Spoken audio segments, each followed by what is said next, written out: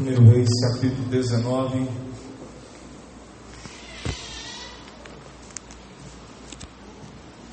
Nós faremos, irmãos, a leitura até o versículo de número 7. Depois os irmãos permaneçam com suas Bíblias abertas.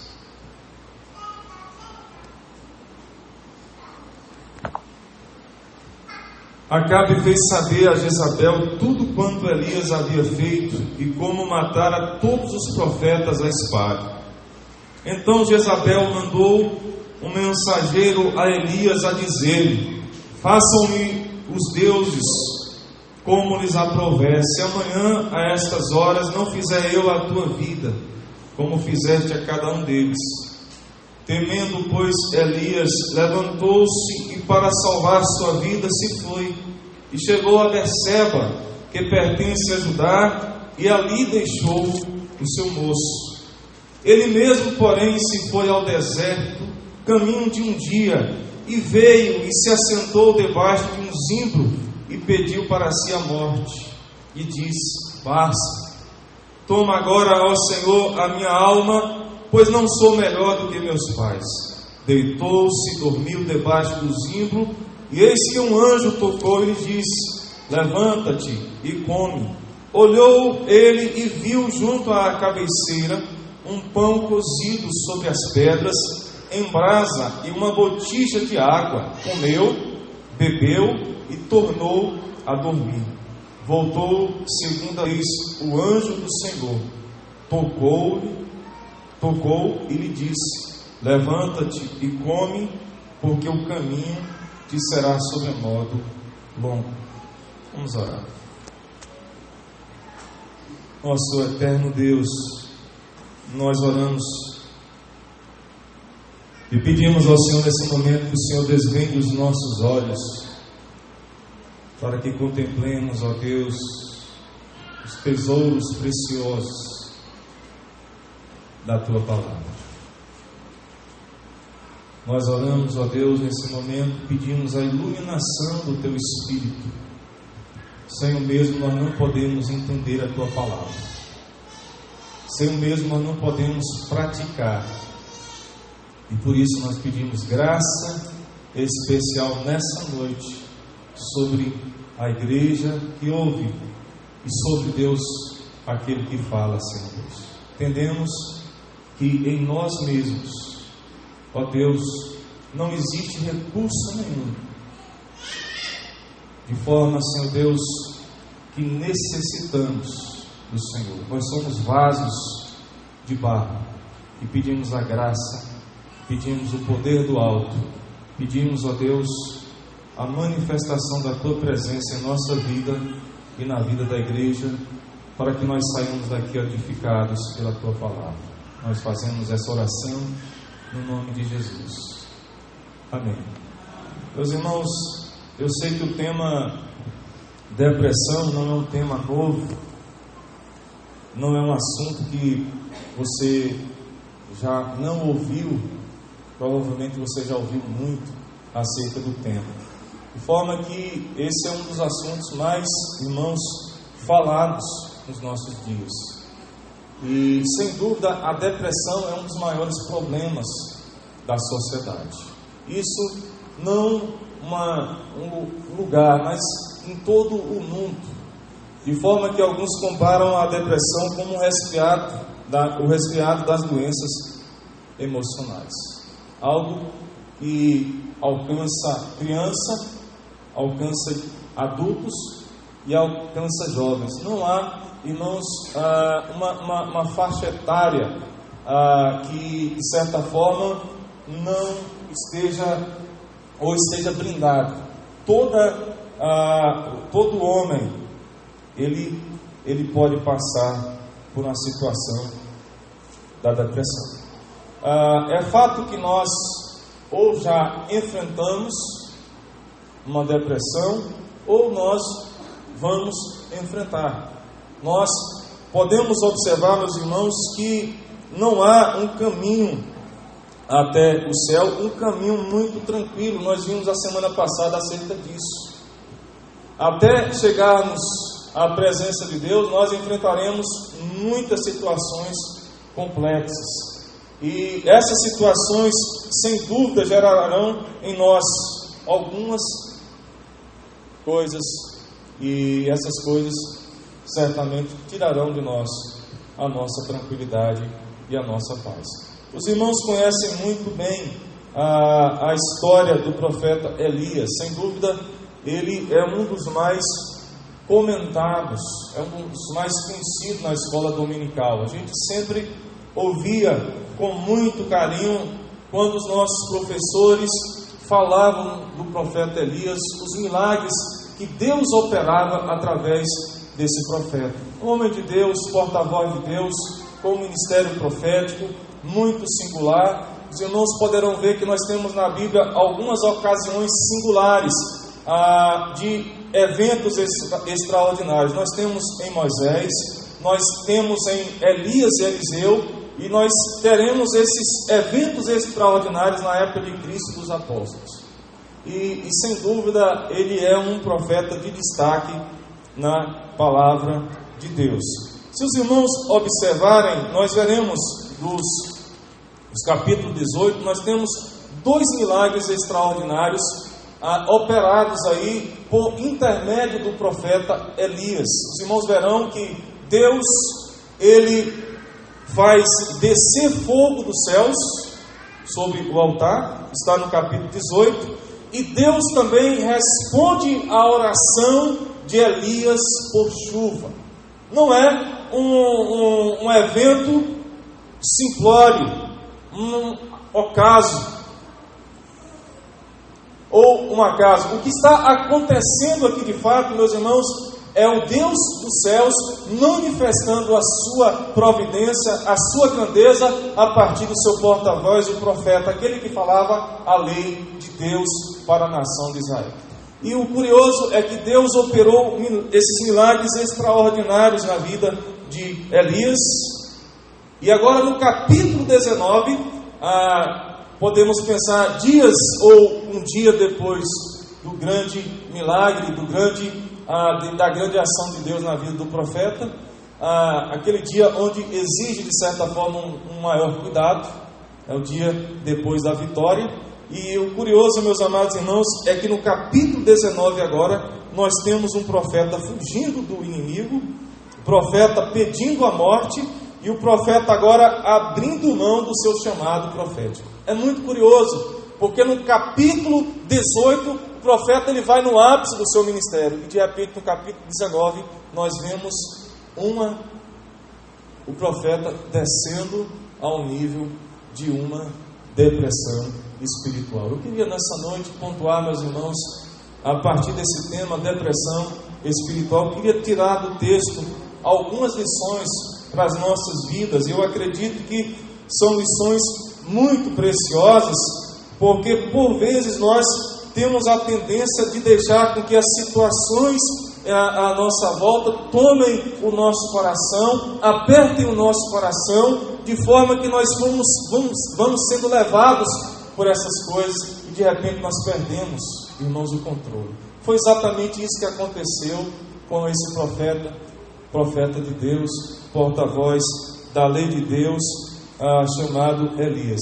Eu queria então mostrar para os irmãos nessa noite as causas da depressão de Elias, as consequências dessa depressão, e eu queria também, meus amados irmãos, mostrar à luz do texto a solução para a depressão espiritual do profeta, tá? Nós veremos causas, consequências e a solução. Não veremos somente os pontos negativos, mas veremos também o que Deus fez para tirar esse homem dessa situação.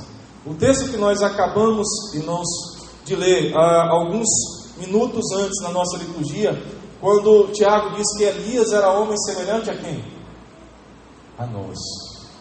Elias era um homem de Deus, mas um homem sujeito às mesmas paixões, sujeito às mesmas tribulações que nós, irmãos, enfrentamos. Em primeiro lugar, queridos irmãos, observem, por favor, as causas da depressão de Elias. Em primeiro lugar, o que gerou isso nele?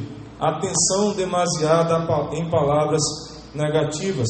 Observem o versículo 1. Acabe chega para Jezabel e dá uma notícia, e provavelmente Acabe está sendo conduzido, irmãos, pelo ministério profético de Elias. Ele viu o que Deus operou através do profeta. Mas no versículo 2, Jezabel, ela toma, irmãos, a direção, o controle, o governo, e diz o seguinte, o texto: então Jezabel mandou um mensageiro a Elias a dizer: façam-me os deuses como lhes aprouver, se amanhã a estas horas não fizer eu a tua vida como fizeste a cada um deles. O que o profeta está fazendo aqui? Ele está dando uma atenção, irmãos, que ele não deveria dar a palavras negativas. A mulher está dizendo: olha, eu vou matar você, Elias. Envia um mensageiro, e o mensageiro então traz essa notícia ruim para Elias: Jezabel vai te matar. E com isso, meus irmãos, o profeta Elias escuta, ouve profundamente. E a partir dessa palavra negativa que ele ouve, ele começa, irmãos, a tomar passos equivocados na sua vida, no seu ministério. E aqui eu queria que nós observássemos o seguinte: que nós devemos ter muito cuidado com o que a gente ouve, pois nem tudo que nós ouvimos é verdade.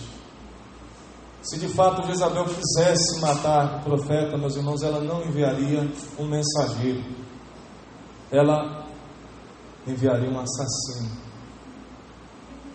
Por N motivos ela não fez isso. Mas é fato que o profeta, ele agora esquece, meus irmãos, do que Deus lhe mostrara lá no Monte Carmelo. Ele esquece que Deus lhe mostrara quando Deus manda fogo e Deus em seguida manda para a nação chuva providencial. A primeira causa que nós temos no texto, irmãos, é exatamente a atenção demasiada em palavras negativas. A segunda causa, os irmãos verão aí no versículo 3, nós temos aí então o texto dizendo que Elias ficou com medo. Versículo 3 diz: temendo, pois, Elias, levantou-se e para salvar sua vida se foi e chegou a Beceba. O medo. Logicamente, Elias, ele dá uma atenção muito grande à palavra de Jezabel e ele fica com medo. E o medo gira, meus irmãos, o coração do profeta e faz com que ele tome uma decisão ainda pior. Ele vai dando passos para o afastamento da presença de Deus. Os irmãos verão lá em 1 Timóteo capítulo 1, versículo 7, o apóstolo Paulo dando uma palavra de encorajamento ao pastor Timóteo, que certamente naquela ocasião estava enfrentando, irmãos, situações complicadas na igreja. E o apóstolo Paulo diz também nesse encorajamento o seguinte: porque Deus não nos tem dado espírito de covardia, mas de poder, de amor e de moderação. Timóteo, pastor, jovem pastor, estava também tendo medo de tomar algumas, irmãos, decisões no seu pastoreio. E Paulo disse para ele: olha, Timóteo, Deus não te deu o espírito de covardia, espírito de medo, mas de poder e de moderação. Meus irmãos, o medo rouba de nós aquilo que é precioso em nossas vidas.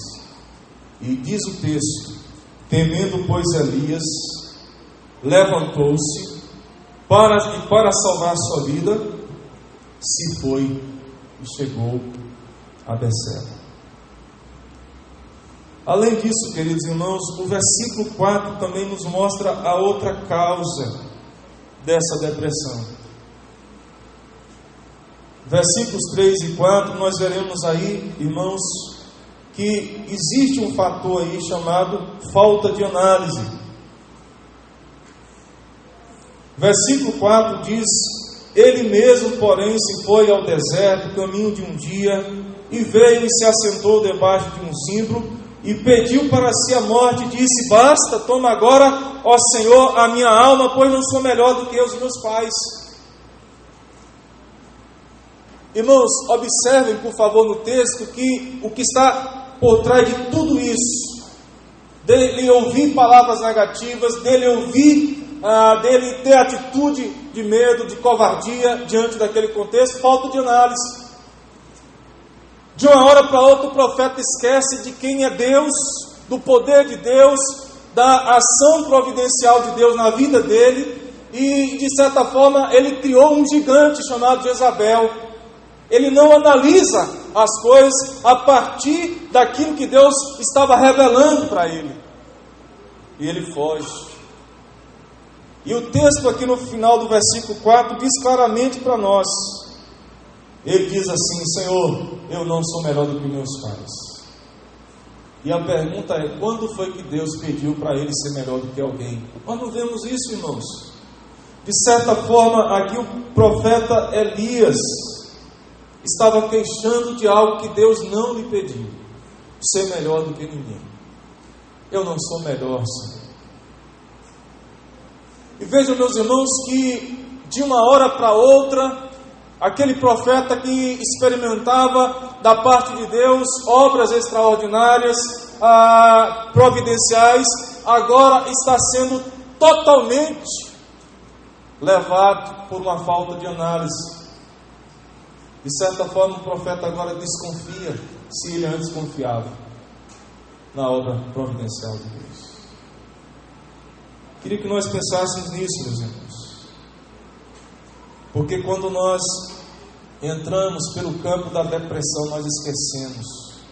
Se tem uma coisa que a pessoa não tem, irmãos, é a chave da análise. Ele não analisa. Ele não analisa nada. Ele não coloca as coisas sobre a mesa e pergunta: isso tem lógica? O que eu estou experimentando tem lógica? Esse pensamento tem lógica? E a pessoa está sendo levada, conduzida, como o texto diz que Elias está sendo conduzido. A pessoa, quando está enfrentando depressão, ela faz de pequenas coisas gigantes. E nós temos essas três causas, irmãos, no texto. Que eu acredito que, diante de uma sociedade ímpia, nós também cristãos somos vulneráveis. Tanto depressão espiritual como depressão também na área física. Situações que nos conduzem para perdermos a vontade de viver, como aconteceu com o próprio profeta. Ele não queria mais viver. Ele não queria mais continuar. E o curioso, irmãos, que o texto, o autor de 1 Reis, ele, então, em seguida, ele começa a mostrar para nós as consequências dessa depressão espiritual. Se nós temos algumas causas externas, agora nós temos as consequências na alma do profeta, no ser de Elias. O versículo 4, então, finalzinho, diz para nós que ele pediu para si a morte, diz a parte B do versículo, e disse: basta, toma agora, ó Senhor, a minha alma, pois não sou melhor do que os meus pais. E aqui nós encontramos um profeta agora desanimado, altamente desanimado. Não quero mais viver, não quero mais continuar. E Elias está agora enfrentando o pior momento do seu ministério profético. O pior momento não foi aquele que ele ficou, meus irmãos, sendo alimentado pelos corvos. Não foi aquele momento. Não foi aquele momento que o ribeiro secou. Não foi. Não foi quando ele viu aquela criança que de uma hora para outra a sua vida é ceifada e ele, de certa forma, recebe a culpa. Não é aquele momento. O pior momento é esse momento agora, quando Elias, profeta de Deus, porta-voz da lei de Deus, na era das trevas, se encontra agora totalmente desanimado. E diz a palavra de Deus que ele pede a Deus para não continuar caminhando. Entre viver e morrer, a preferência do profeta era morrer. Desânimo cruel, meus amigos. A segunda consequência da depressão espiritual, frustração. O profeta, por muitos momentos no texto, ele chega para Deus e ele queixa para Deus. Os irmãos verão isso no versículo 10. Ele diz: tenho sido zeloso pelo Senhor, Deus dos exércitos, porque os filhos de Israel deixaram a tua aliança, derribaram os teus altares e mataram os teus profetas à espada, e eu fiquei sozinho e procuram tirar-me. O profeta, de certa forma, há uma cobrança, meus irmãos. Trabalhei duro, Deus, por 3 anos, mas a nação ainda não se voltou para o Senhor. Tenho sido zeloso ao extremo,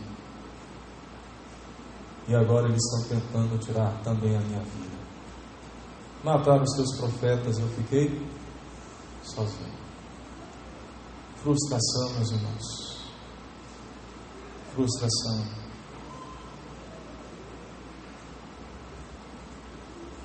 Aqueles que caminham, irmãos, na liderança da igreja, em muitos momentos eles se sentem frustrados na caminhada por não conseguir o rendimento, fazer aquilo que talvez ele sempre sonhou, ele orou, ele intercedeu. E o profeta então, ele mostra para nós, a partir desse texto, que ele está frustrado, cabisbaixo, desanimado, mas também frustrado.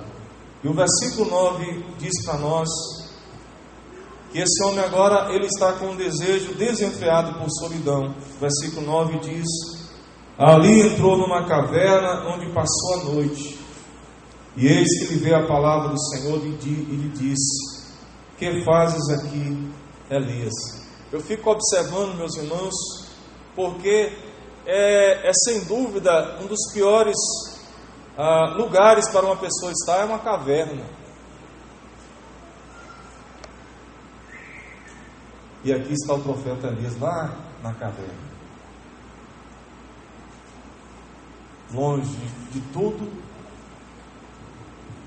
Os irmãos verão no texto, ele andou por cerca de 40 dias, uma viagem longínqua, e agora está ele lá dentro da caverna. E aqui quer mostrar algo para nós, irmãos: o desespero da alma do profeta, sozinho, num quadro extremamente terrível. Se os irmãos observarem, eu queria que vocês voltassem um pouquinho para o capítulo 17. Os irmãos devem talvez pensar assim: não, Elias era um homem meio melancólico, assim, um homem meio mole na situação. Meus irmãos, eu queria que os irmãos observassem quem foi que Deus escolheu para ser o seu porta-voz. Observe o versículo 1. O texto diz: então Elias o tesbita. Eu quero mostrar para vocês quem era esse tesbita. Que povo era esse? Arthur Pinker diz o seguinte: o povo daquela região montanhosa refletia a natureza do seu ambiente. Eles eram ásperos, toscos, solenes e austeros. Moravam em rudes vilas e subsistiam cuidando de rebanhos de ovelhas.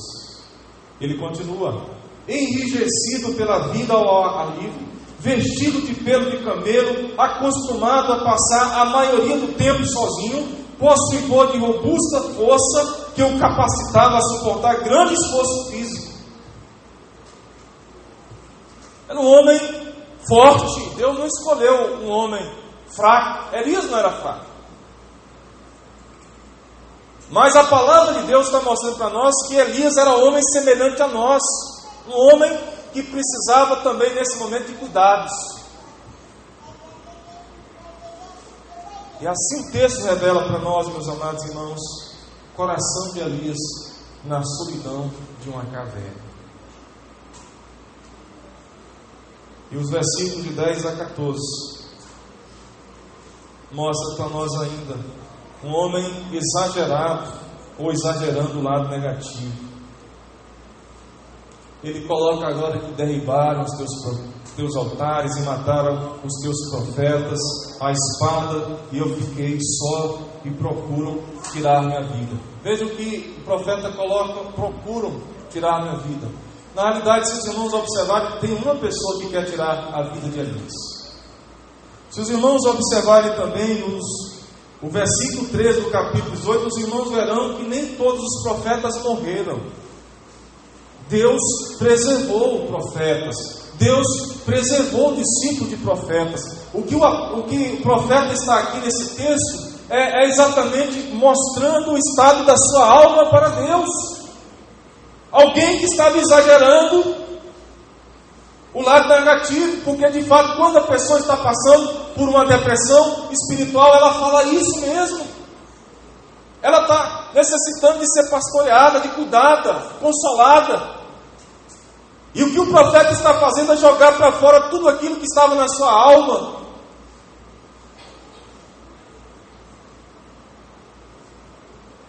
Existia aqui, irmãos, uma autocomiseração na parte de Elias.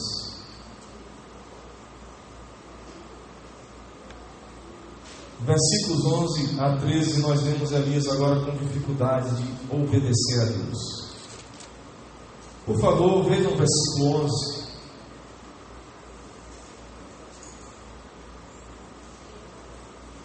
Disse Deus: sai e põe-te neste monte perante o Senhor. E aí o texto diz: passava o Senhor em um grande e forte vento, fendia os montes, despedaçava as penhas diante do Senhor. Porém o Senhor não estava no vento. Depois do vento, um terremoto, mas o Senhor não estava no terremoto. Depois do terremoto, um fogo, mas o Senhor não estava no fogo. E depois do fogo, um cicio tranquilo e suave. Versículo 13. Ouvindo, Elias envolveu o rosto no seu manto e, saindo, pôs-se à entrada da caverna. Imagine, irmãos, Deus revelando, manifestando a sua presença na vida de Elias. Deus ordena a Elias: saia. E onde estava Elias? Na caverna. Quando a pessoa ela perde o controle quando ela entra nesse estado, tem algo que ela não consegue fazer, irmãos, obedecer. Ela não tem a capacidade, na realidade ela tem dificuldade de obedecer. Você pode falar tanto que você quiser, mas a pessoa ela tem dificuldade de analisar, e se ela tem dificuldade de analisar, ela tem dificuldade de fazer aquilo que é dito para ela fazer. Meus irmãos, para nós não terminarmos dessa forma melancólica, causas e consequências, o texto ele não termina aqui. O texto ele prossegue e nós temos então o ápice da revelação divina.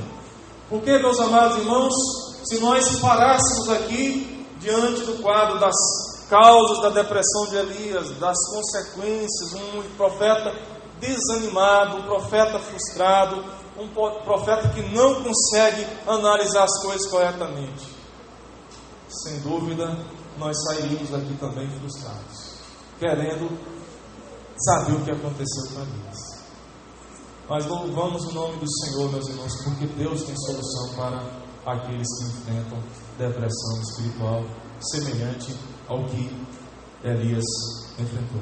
E eu queria então, irmãos, com base no texto, então, trazer 3 lições que Deus então usa para nos tirar da depressão espiritual. A primeira lição que Deus então dá, e a direção que Deus dá para o profeta, está no versículo 15.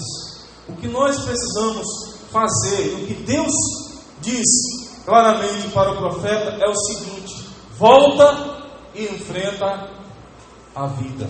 O versículo 15 diz: vai, volta ao teu caminho para o deserto de Damasco, unge Azael, Jeú e Eliseu. Versículo 16. Diante dessa situação, o que nós temos que fazer? É voltar.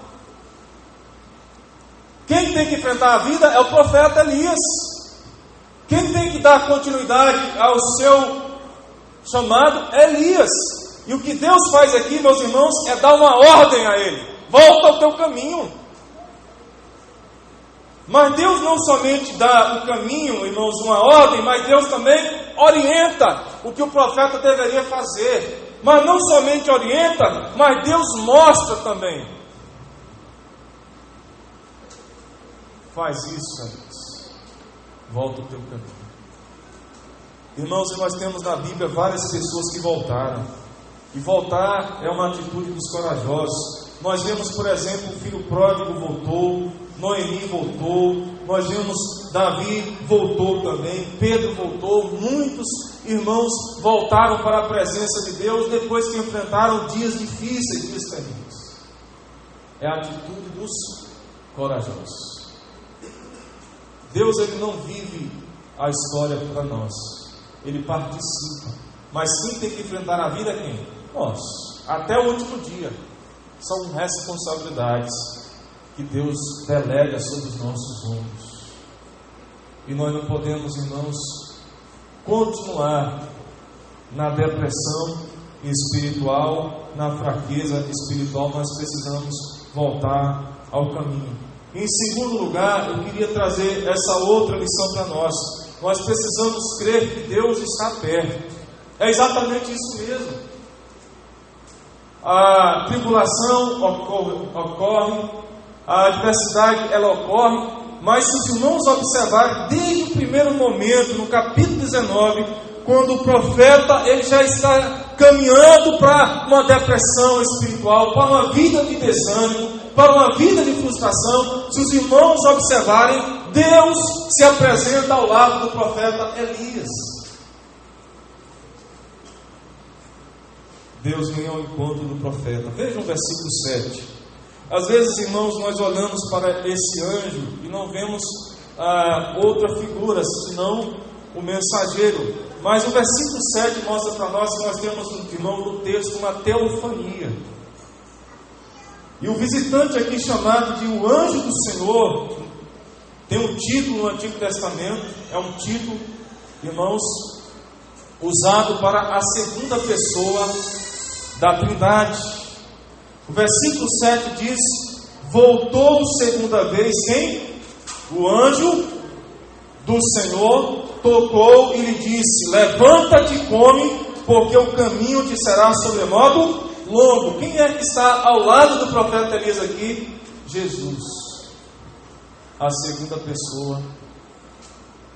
E o que ele está fazendo, os irmãos, vejam aí, ele está cuidando de Elias. Teu caminho será longo. Versículo 7. Deus alimenta, Deus cuida, e Deus então mostra e direciona o caminho que o profeta deveria seguir. Aqui nós precisamos aprender isso em dias, irmãos, de situações de depressão. Nós precisamos entender isso. Crer que Deus está perto de nós. Deus está perto. Deus estava perto do profeta. Os irmãos vão ver isso também, por vezes, Deus dizendo para ele, indo atrás dele, falando: o que você está fazendo aqui, Elias? O que faz aqui, Elias? E aqui nós aprendemos, irmãos, que Deus, ele é o Deus da providência, o Deus da companhia, Deus amoroso, mas ele também é um Deus paciente. Vejam como é que Deus ele trata desse homem, do profeta, com toda paciência e amor. Nesse momento, quando nós estivermos lá no fundo do poço, a gente tem que observar, à luz do texto bíblico, Deus, Ele está perto. E finalizando, a outra lição que nós queremos mostrar para os irmãos é que nós precisamos crer que Deus, Ele é o Senhor da história.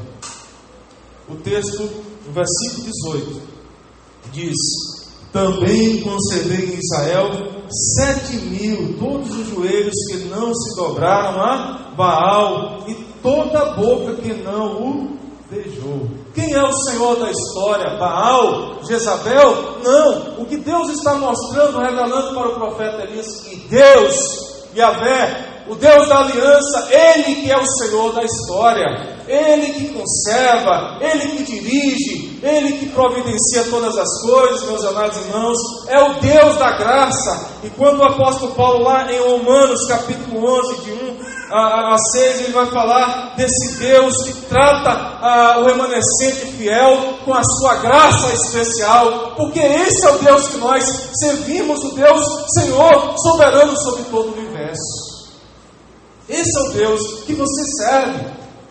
Nós não estamos, irmãos, nessa noite em volta de uma filosofia humana. Não, o nosso Deus é o Deus da história, Senhor de toda a história. E quando Deus diz no texto que Ele conservou, no original Ele reservou.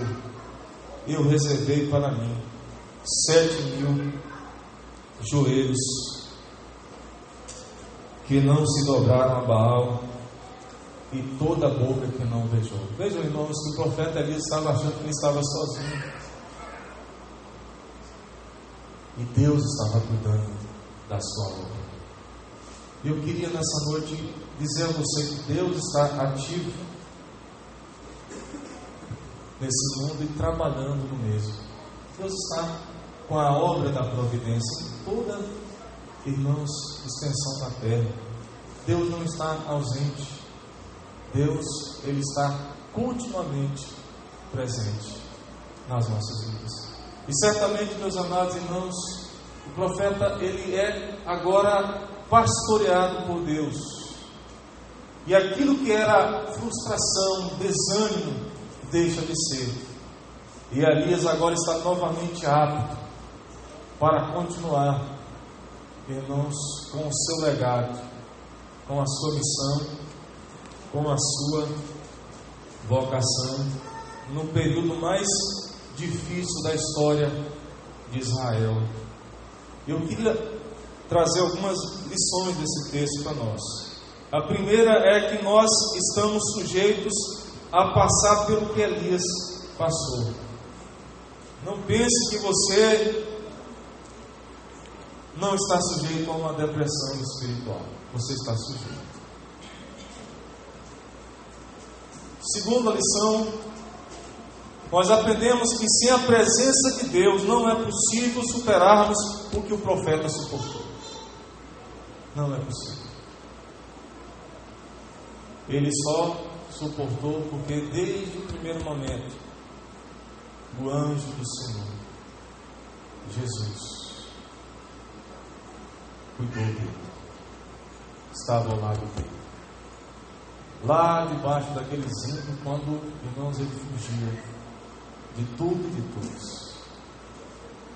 A outra lição que o texto nos oferece é que nós não devemos esquecer que o nosso Mestre Jesus, Ele está sempre conosco. Eis que estou convosco todos os dias até a consumação do século. Dias difíceis, irmãos, nós passamos, mas Deus, Ele cuida de nós, cuida das nossas vidas. Não esqueçamos que assim como Ele esteve presente na vida de Elias, Ele está presente nas nossas vidas. Hoje, aqui na cidade de Irecê, eis que estou convosco todos os dias até a consumação do Senhor. Vamos orar ao Senhor.